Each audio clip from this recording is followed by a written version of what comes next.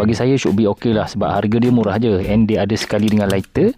Dia boleh hidupkan api daripada gas yang macam ni, gas butin ni. Tapi kalau rasa tak nak beli yang ni, tak payah beli lah. Pakai yang ni. Saya ada jumpa yang berkualiti. Yang ni dia ada brand. Ni dia ada lighter sekali dan boleh hidupkan api juga. Ni bila saya pasang kat dekat gas butin ni, dia solid tau. Dia kejap. Nampak?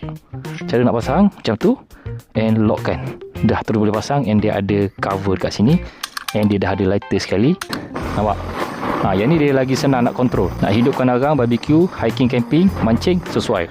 Nampak saya hidupkan kotak ni. Kotak biasanya susah nak nyala kan. Nampak saya hidupkan dengan gas butin ni. Pakai nozzle flame ni. Safety jangan risau. Kalau nak jarak yang selamat, korang buat macam ni. Memang senang terbakar guys. Nampak?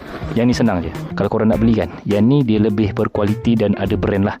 Harga dia pun mahal sikit daripada yang tadi. Okey, berbalik. Tengah ada offer.